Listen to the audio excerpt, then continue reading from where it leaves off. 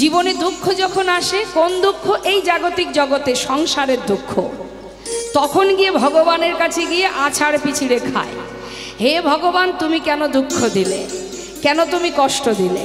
তখন তার সামনে বসে বসে কাঁদি, তাই তো? মহাজন বললেন সংসারের জন্য তার কাছে দুঃখ পেয়ে তাকে ডেকে লাভ নেই। সংসারে দুঃখ কষ্ট উভয়ই আসবে যাবে, এটা তো সংসার, এর মধ্যে সব রকম থাকবে, এর ভিতরে দুঃখও থাকবে, সুখও থাকবে, হাসিও থাকবে, কান্নাও থাকবে, চাওয়া থাকবে, পাওয়া থাকবে, হারানো থাকবে, তবেই তো সংসার, তবেই তো জীবন। তাহলে দুঃখ পেয়ে ভগবানকে ডেকে ভগবানের কাছে কেঁদে লাভ নেই। আমাদের জীবনটা কেমন মা? আমাদের এই জীবনটা হচ্ছে একটা সেবার থালার মতো। সেবার থালাতে কি কি থাকে বাবা? অন্ন থাকে, যে থালাতে আপনারা সেবা করেন সেখানে অন্ন থাকে, পাশে ভাজা থাকে, পাশে কোনো রকম রসা থাকে,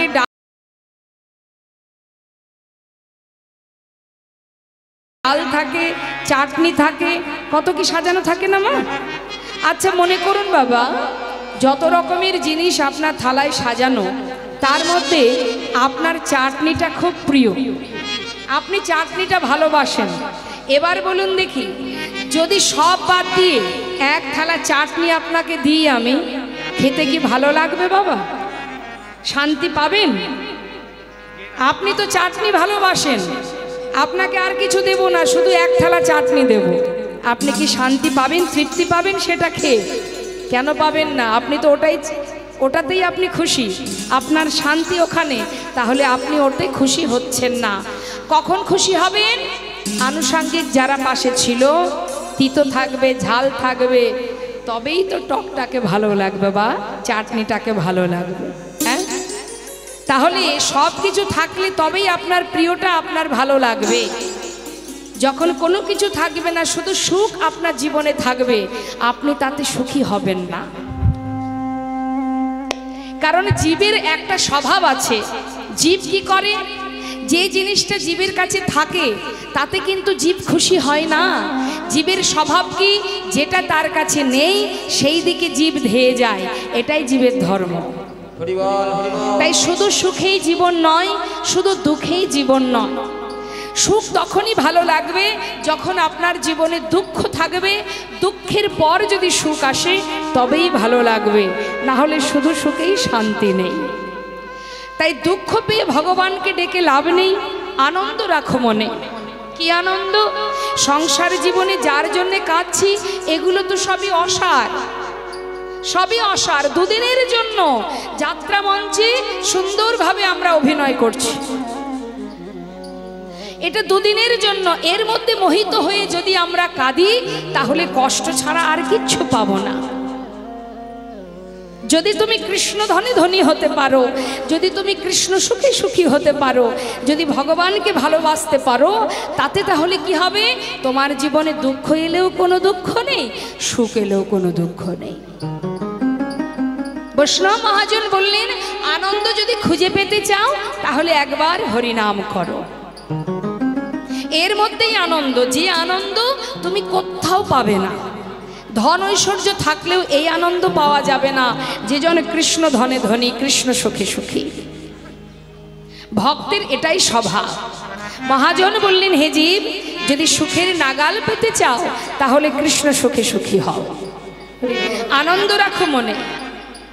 একবার ভেবে দেখো, তোমার মনের কথা জানানোর জায়গা একটাই আছে। এই জগতে তুমি তোমার মনের কথা যাকেই বলো না কেন, তোমার মনের দুঃখ মোচন করতে ইহ জগতের জীব পারুক বা না পারুক, একজন পারে, যিনি আমাকে এখানে পাঠিয়েছেন। তিনিই পারে তোমার দুঃখ মোচন করতে, তোমার জীবনের সুখে ভরিয়ে দিতে তিনিই পারেন, যদি তুমি তাকে ভরসা করো। আমরা তো তাকে ভরসা না করে সংসারকে ভরসা করে বসে আছি, যার জন্যে আমাদের অহরহ ত্রিতাপ জ্বালা সহ্য করতে হচ্ছে। সারা জীবন সুখের জন্য তুমি জীবনের বৈঠা বয়ে যাও, কিনারা তুমি খুঁজে পাবে না। কোনোদিনই খুঁজে পাবে না। এর মধ্যে যতদিনই যাবে তত দুঃখের পরে দুঃখ, যন্ত্রণার পরে যন্ত্রণা, জীবনের মৃত্যুকাল পর্যন্ত যন্ত্রণা ভোগ করতে হবে। জগতে সেই একমাত্র সুখী যে জন কৃষ্ণ সুখী সুখী, যে জন গোবিন্দকে ভালোবেসেছে, জগতে সেই একমাত্র সুখী, সেই শান্তিময়, সেই তৃপ্তিময়। ভেবে দেখবেন মা, সংসারের জন্য কাঁদলে কি হয় বাবা? সংসারের জন্য কাঁদবেন, দেখবেন বুকে জ্বালা হবে, কাদার পরে বুকের মধ্যে জ্বলবে, জ্বালা হবে, যন্ত্রণা হবে। কিন্তু ভগবানের জন্য কেঁদে দেখবেন মা, যদি তার চরণে কাঁদেন, তার জন্য কাঁদেন, দেখবেন তাতে তৃপ্তি হয়, শান্তি হয়, আনন্দ হয়। তাই বৈষ্ণব মহাজন বললেন, ওরে জীব, সংসারের পিছনে ছুটতে গিয়ে নিজের জনকেই নিজে চিনতে পারলি না, আপনকে ভুলে গেলি, পরকে আগলে ধরে আপন আপন করে দিন কাটালি। একবার ভেবে দেখ, কাতবকান্তা কস্তে পুত্র সংসারায় বতিব বিচিত্র, নলিনী জলগত তারালাঙ্গ তদ বদতিশয় চপলা। সংসারায় বতিব বিচিত্র, বিচিত্র নাট্য মঞ্চের অভিনয় সংসার জীবনটা। দুদিনের জন্য তুমি অভিনয় করছো, কখনো কারোর পুত্র, কখনো কারোর পিতা, কখনো কারোর স্বামী, তোমার অভিনয় চলছে। এক এক সময় এক এক পোশাক, এক এক বেশ আমাদের ধারণ করতে হচ্ছে কি, তাই তো মা? সংসারের মধ্যেও কিন্তু আমাদের অভিনয় করতে হয়। যখন ছোট থাকি তখন এক রকমের বেশ, বড় হলে আর এক বেশ, বিবাহের পর আর এক বেশ, ইহজগতে স্বামী চলে গেলে যখন বৈধব্য জনম সহ্য করে তখন আর এক বেশ। অর্থাৎ নাট্যমঞ্চে অভিনয়ের পোশাক এগুলো সংসার জীবনে। তোমার আশা তো সংসার করার জন্য নয়, কি জন্য আশা? কৃষ্ণ ভজন করবে বলে, কৃষ্ণ ভজিবার তরে সংসারে আইন। কি জন্য আশা? কৃষ্ণ ভজনের জন্য, সংসার করার জন্য নয়। এখন তুমি বিবাহ করেছো, তোমার সন্তান হয়েছে, তোমার দায়িত্ব কর্তব্য বেড়ে গেছে। তুমি বিবাহের আগে যদি তুমি প্রভুর চরণে নিজেকে সঁপে দিতে, সেটা আলাদা বিষয়। যেহেতু তুমি সংসারের মধ্যে তোমার হাত ধরে সন্তান এসেছে, তোমার তার প্রতি দায়িত্ব কর্তব্য থাকবে, কিন্তু নিজের কর্মটা ভুলে যেও না। নিজের কর্ম কি? যে কথা দিয়ে এসেছিলাম আসার সময়, সেটাই হলো আমার কাজ। মনুষ্যকুলে জন্ম পেয়ে কৃষ্ণ ভজন করা, প্রভুকে ভালোবাসা, তাকে ডাকা। এছাড়া জগতে আপন বলতে আর কেউ নাই। তার একটা সুন্দর প্রমাণ দিই বাবা, একটু মন দিয়ে শুনবেন। শ্রীধাম নবদ্বীপের মাঝে বাবা গৌরহরি শ্রীবাসের ঘরে হরিনাম করে। মায়েরা জানারা ভক্তরা গেছেন নবদ্বীপ ধামে, নিশ্চয় শ্রীবাস অঙ্গন দেখেছেন। শ্রীবাসের ঘরে গৌরহরি প্রতিদিন ভক্তদের নিয়ে হরিনামে মত্ত হয়ে থাকে। হঠাৎ শ্রীবাসের একমাত্র পুত্র মারা যায়। যখন সন্তান মারা গেছে মা, মহাপ্রভু স্বয়ং সেই ঘরের মধ্যে ভক্তদের নিয়ে হরিনাম করছেন। এদিকে তার স্ত্রী মালিনী মৃত সন্তানকে কোলের মধ্যে করে নিয়ে তিনি কিন্তু কাঁদছেন। স্বাভাবিক, সন্তান মারা গেলে যে মায়ের হারিয়েছে সেই জানে। কাঁদছেন মালিনী। শ্রীবাস পণ্ডিতের কানে সেই কান্নার শব্দ শুনতে পেল। শোনা মাত্রই প্রভুর কাছ থেকে সরে এসে ঘরে, মালিনীর ঘরে প্রবেশ করে দেখছে মালিনী কাঁদছে। তুমি কাঁদছো কেন মালিনী? কি হয়েছে তোমার? স্বামী, আমাদের একমাত্র পুত্র মারা গেছে। বলো স্বামী, যে ঘরে স্বয়ং মহাপ্রভু বিরাজমান, সেই ঘরে এমন অমঙ্গল কেন হলো? এমন অঘটন কেন ঘটলো? আমার একমাত্র সন্তান কেন মারা গেল? স্বামী, স্বামী বলে দাও, কেন এমন অমঙ্গল হলো? শ্রীবাস পণ্ডিত বলছে, মালিনী, সন্তান চলে গেছে, তুমি কাঁদছো। আচ্ছা মালিনী, কান্না বন্ধ করো, আর কেঁদো না। কেন জানো? যে চলে গেছে তাকে ধরে রাখার ক্ষমতা আমার তোমার কারোর নেই। কিন্তু আনন্দের বিষয় কি জানো মালিনী? আমার সন্তান যখন শেষ নিঃশ্বাস ত্যাগ করেছে, সেই সময় স্বয়ং প্রভু আমারই ঘরে হরিনাম করছি। প্রভুর বদনে নাম শুনতে শুনতে প্রাণ ত্যাগ করেছে। এর মতো আনন্দ সৌভাগ্য আমার পুত্রের মতো এমন আর কার ভাগ্যে আছে বলো? মালিনী, যিনি দিয়েছিলেন তিনিই তো নিয়েছে, তাই তোমাকে আমি নিষেধ করছি মালিনী, এমন করে চিৎকার করে কেঁদো না। কারণ তোমার কান্না যদি প্রভুর কানে একবার পৌঁছে যায়, যদি তার হরিনামের বিঘ্ন ঘটে যায়, আমি যে সইতে পারবো না মালিনী, কেঁদো না। মালিনী স্বামীর কথা লঙ্ঘন করতে পারলেন না।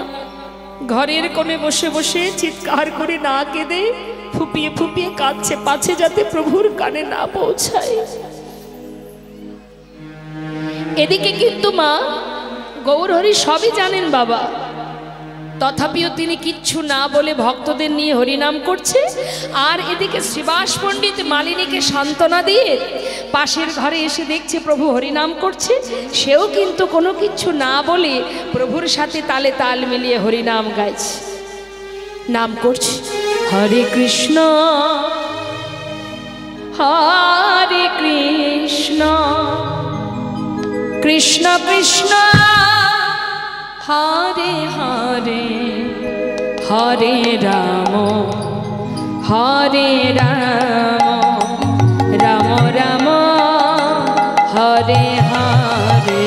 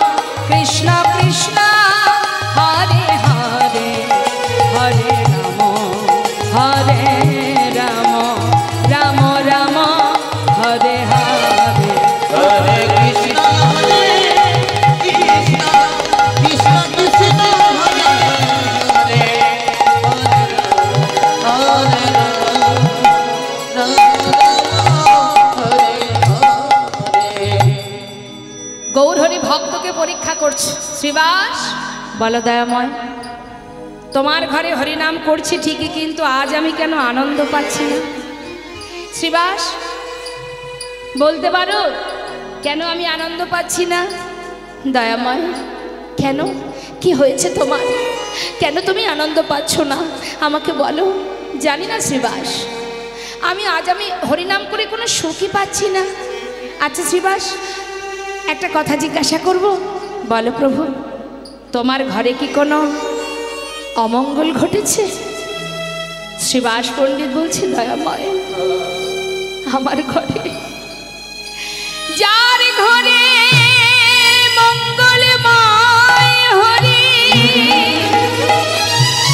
ভক্তগণকে সঙ্গে লয়ে হরি নাম করে, তার ঘরে কি অমঙ্গল হতে পারে?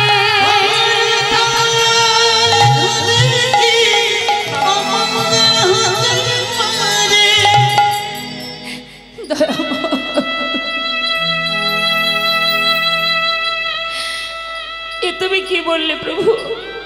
আমার ঘরে অমঙ্গল কেন হবে বলো? স্বয়ং তুমি আছো আমার ঘরে, আমার ঘরে অমঙ্গল কিছু হয়নি দয়াময়।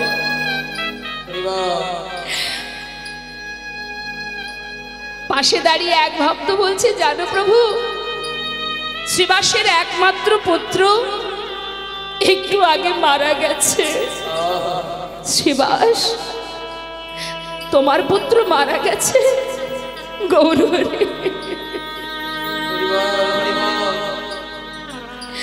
এ তুমি কি বললে প্রভু? আমার পুত্র? না না, আমার কেন হবে বলো? সে তো তুমিই দিয়েছিলে। ও দয়াময়, এ জগতে তুমি ছাড়া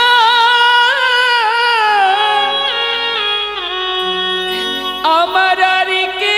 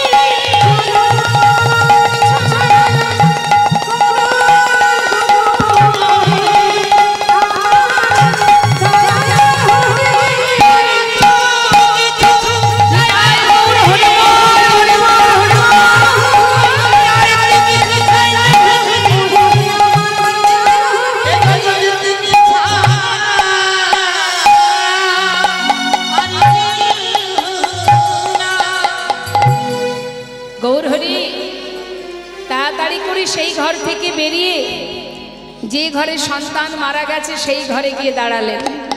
আমাদের মতো জীবকে শেখাবার জন্য, দেখাবার জন্য, ক্ষণিকের জন্য সন্তানকে বাঁচালেন। বাঁচিয়ে প্রাণ দিয়ে জিজ্ঞাসা করলেন, কিরে মাতা পিতাকে ছেড়ে এত তাড়াতাড়ি চলে যাচ্ছিস কেন? তখন সেই শিশু উত্তর দিল, কে কার মাতা কে কার পিতা? হে দয়াময়, তুমি মাতা তুমি পিতা, তুমি ভাই, তুমি আমার বন্ধু, তুমি আমার সব। বাবা সন্তানও যে কথা বললো, বাবাও একই কথা বললেন। আমাদের মতো জীবকে শেখালেন। এইটুকু কথা বলে সেই সন্তান আবার প্রাণ ত্যাগ করলেন। মালিনী চোখের জলে বুক ভাসিয়ে কাঁদছে, কে আমাকে মা বলে ডাকবে? প্রভু বললেন, মা আজ থেকে আমি তোমার সন্তান, আমি তোমার পুত্র। সেই থেকে মালিনী গৌরহরিকে নিজের সন্তানের দৃষ্টিতে দেখতেন, সন্তান রূপে ভালোবাসতেন। তাই মাগো, আমাদের মতো জীবকে শিখিয়ে দিলেন, বুঝিয়ে দিলেন, এ জগতের যা কিছু নিয়ে আমরা বেঁচে আছি, যাদেরকে নিয়ে বুকে আগলে আমার আমার করছি, মহাজন বললেন, আমার আমার করছো বটে, আপন আপন করছো যারে সে তো আপন নয়, দিন ফুরালে বুঝবে আপন যে পর হয় না। তাই গৌরহরি, তাই আমাদের সময় থাকতে আপন জনের সন্ধানে যেতে হবে, আপনকে সেটা আমাদের ভাবতে হবে। এই জন্যই কীর্তনের হরিবাসরে মন দিয়ে কীর্তন, কৃষ্ণ কথা শ্রবণ করতে হয়। কীর্তন শুনলে অন্তত এইটুকু জানা যায়, আমি কে, আমার পরিচয়টা কি, আমি কে, কে আমার, কেন মরে যারে তপত্রয়, ইহানা জানে জীবের কইছে হিত হয়। তাই নিজের সন্ধান, নিজের ঠিকানা জানার জন্য আমাদের উচিত, এই কলিযুগে একজনই আছে যে তোমাকে তোমার রাস্তা দেখিয়ে দেবে। তোমার রাস্তা কোনটি? এই সংসারে যা কিছু নিয়ে ঘুরছি এটা গোলক ধাঁধা বাবা, ব্রহ্মাণ্ড ভ্রমণ করছি আমরা, কিন্তু আমাদের যাওয়ার রাস্তা কোনটা সেটা আমাদের ভুলে গেছি, আমাদের বিস্মরণ হয়ে গেছে। অজ্ঞান হয়ে অজ্ঞানতার অন্ধকারে মায়ার বালিশ মাথায় দিয়ে প্রত্যেকে আমরা মোহ ঘুমে ঘুমিয়ে আছি। মহাজন বললেন, আমাদের সঠিক পথের সন্ধান কে দেবে? একমাত্র সদ্গুরু। বাড়ির যারা আছে, যারা বাড়িতে আছে, পরিবার যারা, তাদের কাছে যদি আপনি বলেন কোন পথে গোবিন্দ পাবো, আপনি 2 পা বাড়ালে আপনাকে হাত ধরে টেনে ঘরে রেখে দেবে, যেতে দেবে না, বলে যাস না বাবা, এই পথে যেতে নেই। একমাত্র গুরুদেবই আছেন তোমাকে সঠিক পথ দেখাবেন। গুরুদেব তোমাকে গোবিন্দ চরণে পৌঁছে দেবেন না, সেটা তার ক্ষমতা নেই। তিনি পথটা দেখাতে পারে যে এই পথে যাও, কিন্তু হেঁটে তো তোমাকেই যেতে হবে। নিতাই গৌর হরি বল, হরি বল। তাই তো মহাজন বললেন, শ্রীধাম নবদ্বীপে যদি গৌর পেতে হয়, আগে জগৎগুরু নিতাই চাঁদের চরণ স্মরণ করো। মহাজন বললেন, আরে কবে নিতাই চাঁদ করুণা করি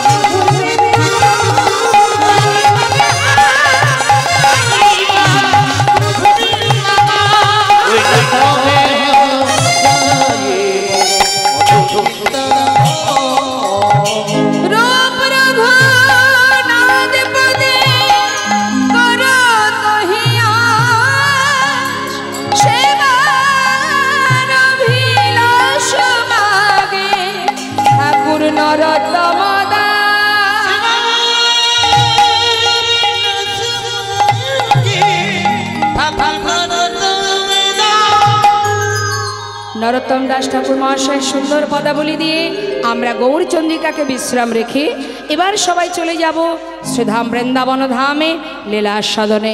चलुन जाई श्रीधाम बृंदावन एकबार सबाई मिले उलुध्वनि हरिध्वनि करे। मायेदेर उलुध्वनि जाना आछे तो ओई एकबार शोनान देखी। श्रीधाम बृंदावन धामे लीला आस्वादने चलुन जाई श्रीधाम बृंदावन एकबार सबाई मिले उलुध्वनि हरिध्वनि करे। मायेदेर उलुध्वनि जाना आछे तो ओई एकबार शोनान देखी। বাহ, নিতাই গৌর হরিবল হরিবল।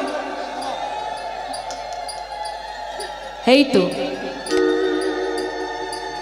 কে বলেছে জানে না, হ্যাঁ সবাই জানে, তাই না? যাক, আমি ভাবলাম উলুধ্বনিটা বোধহয় বাড়িতে রেখে এসেছেন, এখন দেখছি না সাথে করে এনেছেন। আমাদের কলকাতা থেকে যেমনটা হয়, মা জীবনে কখনো উলুধ্বনি করেনি, সাধুসঙ্গ করেনি, এমন শ্বশুর বাড়িতে পড়েছে বৌমা যে বাড়িতে একটু ভক্তি মার্গের। এখন হয়েছে কি, মনে করুন লক্ষ্মী পূজা বলুন বা সত্যনারায়ণ পূজা বলুন, ঘরে ঘরে পুজো হয় না মা। এখন ঠাকুরমশাই এসে উপস্থিত ঘরে, ঠাকুরমশাই বলছে, বলি ও মা তোমার শাশুড়ি কোথায়? বলছে ঠাকুরমশাই আপনি বসুন, মা স্নান করতে গেছে, এক্ষুনি চলে আসবে। না মা বসলে হবে, দেখো 5 বাড়ি যেতে হবে, সবাই বসে আছে আমার জন্য, তা তুমি এক কাজ করো, এখানে তো দেখছি সবই গোছানো আছে, তুমি একটু হাতে হাতে আমাকে দিয়ে দাও, আমি পূজায় বসে যাই। আচ্ছা ঠিক আছে, দিয়ে দিচ্ছি। এবার ঠাকুরমশাই আসনে বসেছেন, পূজার সজ্জা যা যা প্রয়োজন একে একে চাইছে, ধূপটা দাও, প্রদীপটা দাও, জল শঙ্খ দাও, ফুল দাও, ইত্যাদি ইত্যাদি যা যা চাইছে মা সবই দিচ্ছে, বৌমা হাতে হাতে তুলে দিচ্ছে। এবার ঠাকুরমশাই সব কিছু করে আরতি করতে শুরু করেছে। বলছে বৌমা উলুধ্বনি দাও। বলেছে ঠাকুরমশাই আপনি একটু দাঁড়ান, মা তো সবই এক জায়গায় রেখেছে, উলুধ্বনিটা কোথায় রাখলো কে জানে, দাঁড়ান একটু দেখে আসি। তাড়াতাড়ি করে ঘরের মধ্যে গিয়ে এখানে ওখানে, বিছানার তলায়, আলমারিতে, খাটের তলা সব খুঁজছে, উলুধ্বনিটার খুঁজে পাচ্ছে না। চিন্তা করছে মা তো সব কিছু এক জায়গায় রেখে দিল, উলুধ্বনিটা কেন রেখে দিল না? হরি বল। এমন সময় শাশুড়ি দূর থেকে দেখছে বৌমা ঘরের মধ্যে ঘুর ঘুর ঘুর ঘুর করছে। কাছে এসে বলছে কি হলো মা, এমন করে পাগলের মতো ঘরের ভিতরে ঘুরছো কেন? মা শিগগিরই আসুন মা, ঠাকুরমশাই পূজায় বসে গেছেন, দেখো না সব কিছু ওনাকে দিলাম মা, কিন্তু আপনি তো সব কিছু এক জায়গায় রেখেছেন, উলুধ্বনিটা কোথায় রেখে গেছেন বলুন তো? শাশুড়ি মৃদু মৃদু হাসছে আর মনে মনে ভাবছে, হায় হায় পোড়া কপাল, সময় থাকতে যদি না জানা যায়। আহা জানি তাই, সময় থাকতে যদি কোনো কিছু শেখা না হয়, সঠিক সময়ে সেটা কি আর পাওয়া যায় গো? হ্যাঁ তা মাগো, আমি তো এটাই ভাবলাম বোধহয় আপনাদেরও সেই একই অবস্থা, কিন্তু দেখছি না আমার ধারণাটা ভুল, সবাই সাথে করে এনেছেন উলুধ্বনি। শাশুড়ি বলছে বৌমা উলুধ্বনি আলাদা কোনো বস্তু নয়, যার যার জিহবায় থাকেন, তাই গৌর হরিবল হরিবল। তাহলে এই উলুধ্বনি হরিধ্বনি করে আমরা সবাই চলে যাব বৃন্দাবনে। কোথায় বৃন্দাবন? আলাদা কোথাও নয়, এটাই তো বৃন্দাবন। যেখানে হয় গৌর কথা, কৃষ্ণ কথা, সেটাই তো বৃন্দাবন। তা চলুন সবাই আমরা বৃন্দাবনে যাব। আর বৃন্দাবনে যাব যখন একবার ভজন গাইতে গাইতে যাই, সবাই মিলে হাতে তালি দিয়ে গাইতে গাইতে যাব, কেমন? সবাই হাতে তালি দেবেন কিন্তু, হ্যাঁ এটাও একটা সেবা। তোমার সর্ব অঙ্গে যত ইন্দ্রিয় আছে, সমস্ত ইন্দ্রিয় দিয়ে তুমি ভগবানের সেবা করতে পারো। শরীরের প্রত্যেকটি অঙ্গ প্রত্যঙ্গ দুলিয়ে হাতে তালি দিয়ে যখন তুমি হরিনামে ডুবে যাবে মা, এটাও একটা ভগবানের সেবা। তাই আমরা সবাই মিলে হাতে তালি দিয়ে প্রভুর নাম গাইব। বৃন্দাবন ধাম অপার জপে যা রাধে রাধে,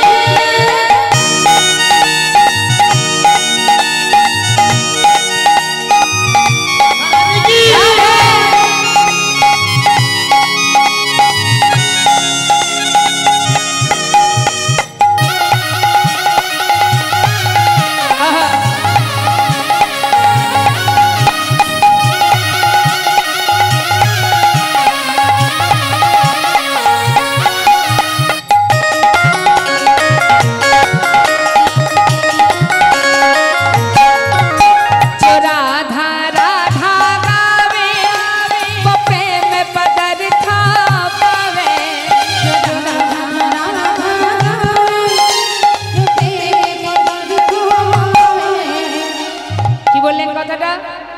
যে রাধা নাম করবে সে অনায়াসে কৃষ্ণ প্রেম লাভ করবে, মানে একটার সঙ্গে একটা ফ্রি, তাই না? কেমন বলুন তো? বাজারে গিয়ে যদি আপনি কলগেট কেনেন, দোকান থেকে কলগেটের প্যাকেটটা বাড়িয়ে এনে প্যাকেটটা খুলবেন, তার সঙ্গে একটা ফ্রি থাকবে, কি? ব্রাশ। সেটা তো আপনি চাননি, ওই কলগেটটা চেয়েছেন বলে তার সাথে সাথে ব্রাশটাও আপনি পেয়ে গেলেন। হরিবল। গোবিন্দকে পেতে গেলে আপনাকে আশ্রয় করতে হবে রাধারানীকে। আশ্রয় তত্ত্ব রাধারানীকে তুমি যদি ঠিক মতো আশ্রয় করতে পারো, অনায়াসে কৃষ্ণ প্রেম তুমি লাভ করবে, মানে একটার সঙ্গে একটা, রাধার সঙ্গে গোবিন্দ ফ্রি। जो राधा राधा गावे वो प्रेम पदार्था पावे।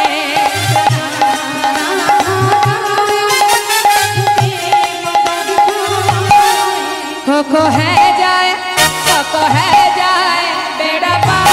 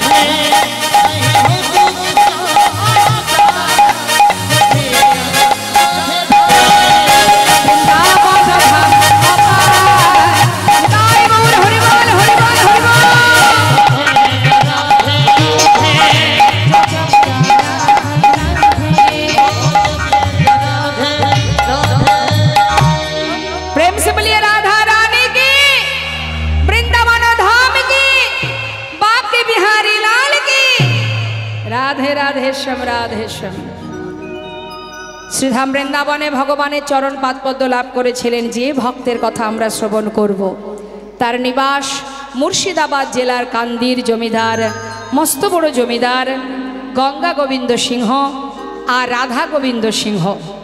পরিবারটা সিংহ পরিবার। এই সিংহ পরিবারের দুই ভাই, গঙ্গা গোবিন্দ রাধা গোবিন্দ। রাধা গোবিন্দের কোনো সন্তান ছিল না, গঙ্গা গোবিন্দের একটি সন্তান ছিল যার নাম প্রাণকৃষ্ণ সিংহ। আবার সেই প্রাণকৃষ্ণ সিংহের একটি সন্তান যার নাম কৃষ্ণচন্দ্র সিংহ। এই কৃষ্ণচন্দ্র সিংহ যে, তাকে ঠাকুরদাদা ভালোবেসে নাম দিয়েছিল, আদরের ডাক হয় না মা?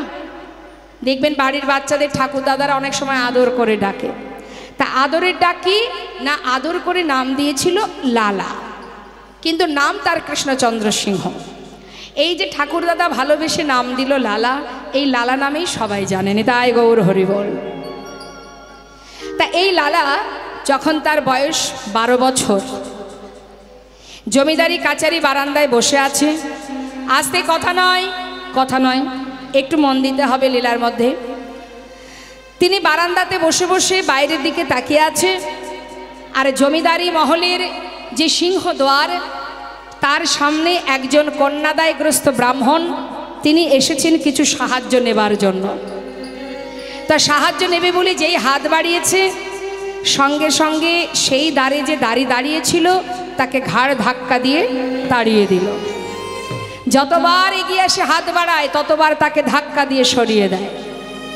যখন বারবার এইভাবে সরিয়ে দিচ্ছে, উপর থেকে সেই 12 বছরের ছেলে লালা সে দেখতে পেয়ে জিজ্ঞাসা করলেন, এই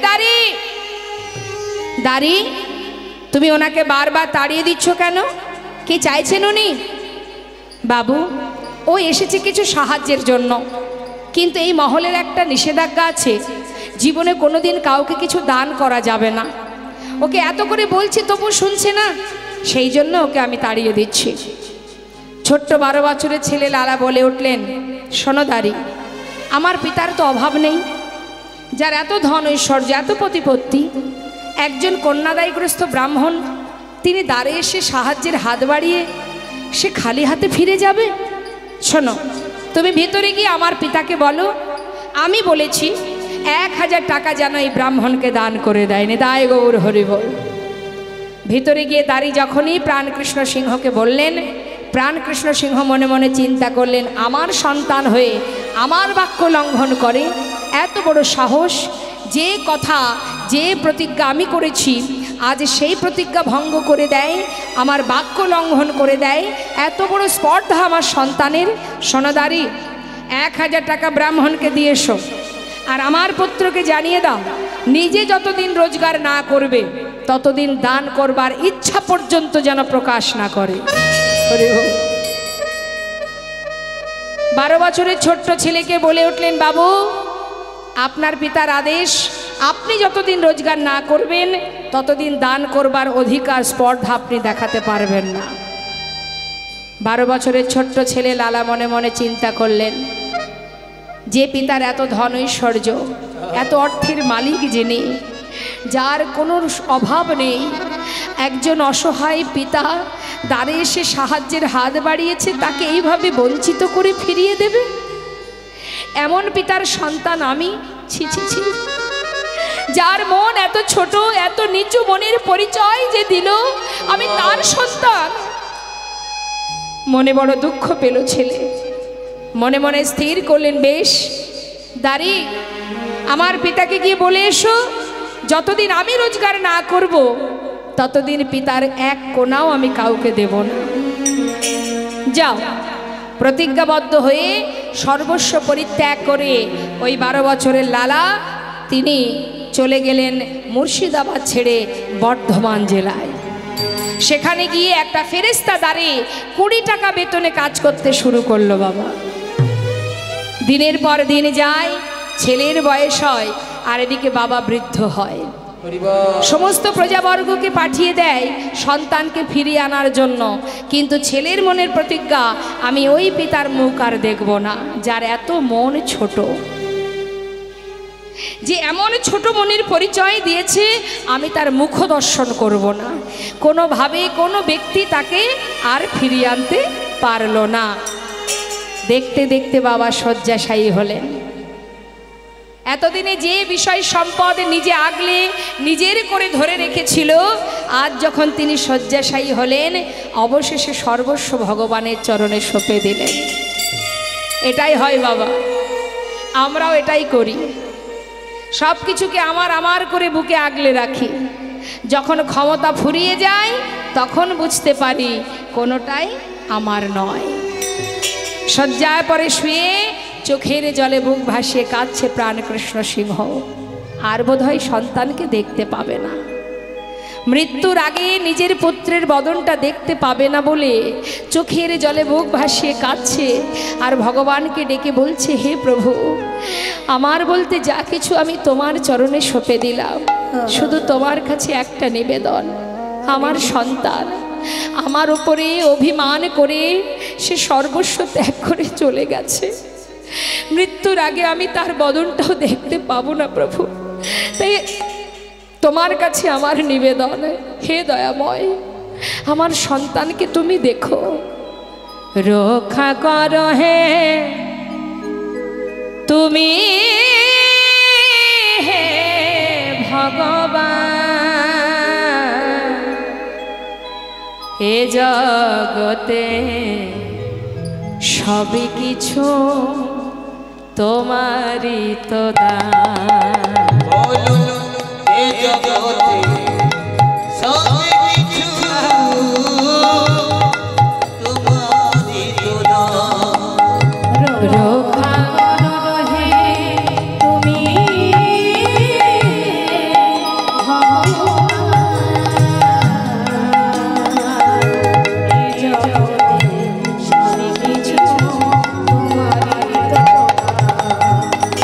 তুমি আছো হরি এই বিশ্ব চরাচরে,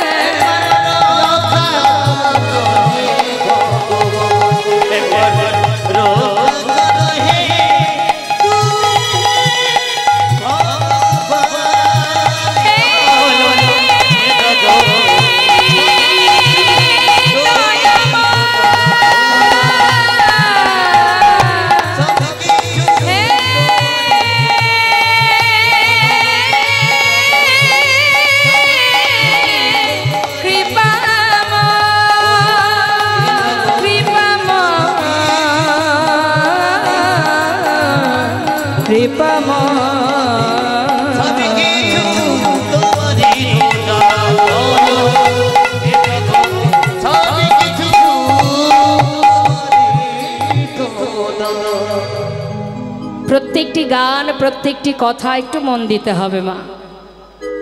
এতদিন পর যে প্রাণ কৃষ্ণ সিংহ একটা কিঞ্চিত বস্তু কাউকে দিতে চাইতো না, আজ সে নিজেই শয্যাশায়ী হয়ে কেঁদে কেঁদে কি বললেন, এই জগতে সব কিছু তোমারই দান, তুমি দিয়েছো তাই পেয়েছি। দেখবেন বাবা, আমরা যদি কিছু একটা করতে পারি, ভালো কিছু যদি করি, মনে করুন বাড়ি করলাম, গাড়ি করলাম, ব্যাংকে টাকা পয়সা জমালাম, কি কারোর কোনো উপকার করলাম, আমরা দেখবেন অনেক সময় নিজেরাই বলি, কি বলি, এটা আমি করেছি, নিতাই গৌর হরি,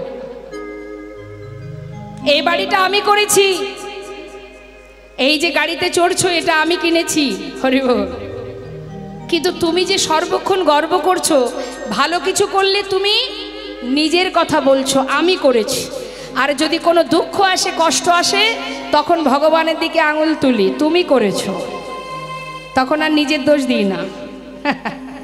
তুমি কষ্ট দিচ্ছ, তুমি কাঁদাচ্ছ, কেন তুমি যন্ত্রণা দিলে, এটা তুমিই দিলে। আর ভালো কিছু করলে তখন কি বলি, এটা আমি করেছি তাই হয়েছে, হরি বল। কিন্তু তুমি জেনে রাখো, তোমার কোনো ক্ষমতা নেই, তোমার সুকৃতি ভালো, তুমি সৎ পথে চলছো, তুমি সৎ কর্ম করছো, তোমার কর্ম অনুযায়ী তুমি ফল পাচ্ছ, এটা তোমার নয়। তুমি যদি কিছু করতে পারো, জেনে রাখো তোমার প্রতি সন্তুষ্ট হয়ে ভগবান করুণাময়, তিনি তোমায় দিয়েছে তাই তুমি পেয়েছো। কোনো কিছু পাওয়া, এই কথাটা মন দিয়ে শুনবেন মা, কোনো কিছু যদি আপনি পান, জানবেন এটা তার কৃপা, তাই আপনি পেয়েছেন, তিনি কৃপা করে দিয়েছেন তাই আপনি পেয়েছেন। অর্থাৎ কোনো কিছু পাওয়াকে তার কৃপায় তুমি পেয়েছো। আর যদি কোনো কিছু চাওয়া সত্ত্বেও তুমি পাচ্ছ না, তুমি অনেক চেষ্টা করছো কিন্তু কিছুতেই পাচ্ছ না, জেনে রাখবে এটা তার ইচ্ছা, তিনি তোমাকে দিচ্ছে না, তার ইচ্ছা এটা, সে তোমায় দেবে না। কেন দেবে না? যেটা তোমার পক্ষে ভালো নয় সেটা তিনি তোমায় দেবেন না। তিনি জানে এটা দিলে ওর ভালো হবে না, সেই জন্যই তিনি দিচ্ছেন না। অর্থাৎ তোমার না পাওয়াটা তার ইচ্ছা, আর তোমার যে কোনো জিনিস পাওয়াটা হলো তার কৃপা। অর্থাৎ এ জগতে তোমার বলতে কিছুই নেই, জেনে রাখবে কিছুই নেই তোমার এ জগতে, সর্বস্ব তিনি দিচ্ছেন তাই তুমি পাচ্ছ। তাহলে কিসের গর্ব? আমরা এত অহংকার করি না, আমার এই আছে, অনেকে দেখবেন বলে আমার 4টে বাড়ি আছে, 10টা গাড়ি আছে, হরি বল হরি বল। একটা 8 বছরের ছোট্ট শিশু জপের মালা হাতে নিয়ে যাচ্ছে বাবা সকালবেলা, আর 3 তলার উপরে একজন বৃদ্ধ বাবা চাকরি জীবন থেকে ছুটি পেয়ে 3 তলায় ব্যালকনিতে বসে বসে চা পান করছে আর তাস খেলা করছে। এখন ওই ছোট্ট বাচ্চা, 8 বছরের বাচ্চা জপের মালা হাতে দেখে উপর থেকে সেই ঠাকুর দাদা অর্থাৎ সেই বুড়ো দাদুটা জিজ্ঞাসা করছে, এই যে এই খোকা, এত তাড়াতাড়ি এই পথে নেমে গেলি বাবা? তখন সেই ছোট্ট ছেলেটি বলে উঠলেন, ও দাদু, আমি না হয় তাড়াতাড়ি নেমেছি, তুমি কবে নামবে শুনি? তোমার তো আর বেশি সময় নেই। আমার মাতা পিতা আমাকে বলেছে এই জগতে যা কিছু আছে এখানে নাকি আমার কোনো ঠিকানা নেই। আমার যে ঠিকানা, যেটা আমার নিজের ঘর, নিজের বাড়ি যেখানে, সেখানে যেতে গেলে নাকি সময় থাকতে যাত্রা করতে হয়, না হলে সঠিক সময়ে আমি আমার গন্তব্যস্থলে পৌঁছাতে পারবো না, পথে বসে কাঁদতে হবে আমায়। তাই সকাল সকাল বেরিয়েছি নিজের ঠিকানায় পৌঁছাবো বলে। কিন্তু দাদু গো, তোমার যে সময় শেষ হতে চলেছে, তুমি আর কবে নামবে পথে? তোমাকেও যে যেতে হবে। নিতাই গৌর হরি বল হরি বল। তাই মাগো, জীবনের যা কিছু, এই জগতে যা কিছু যিনি সৃষ্টি করেছেন, যিনি সৃষ্টিকর্তা, এই যে সবই তার। আজ এক ভক্তের কথা মনে পড়ে যায়, যিনি কাজী নজরুল ইসলাম, তারই একটা সুন্দর একটা ভজন আমি ছোট করে একটু গাইব। আজ তার জন্মদিন, তাই মনে হলো একটু গাইব। কথাটা একটু মন দেবেন। যিনি বিদ্রোহী কবি ছিলেন কাজী নজরুল ইসলাম, মুসলমান ধর্মের সন্তান হয়েও ভগবানকে যারা ভালোবাসে জেনে রাখবেন তাদের কোনো জাত হয় না মা, তাদের একটাই পরিচয়, তারা ভগবানের দাস। তাই সেই কাজী নজরুল ইসলাম আজ আমার প্রভুর অপূর্ব সেই লীলা দর্শন করে আজ ভাবের আবেশে কত সুন্দরভাবে তিনি গান বাঁধলেন। কি বলছেন? হে দয়ামা, তুমি খেলাচ্ছ তাই আমরা খেলছি। আহা, যতই তুমি লাফাও না কেন, তিনি যেটা করবেন সেটা আমাদের মেনে নিতে হবে। খেলিছ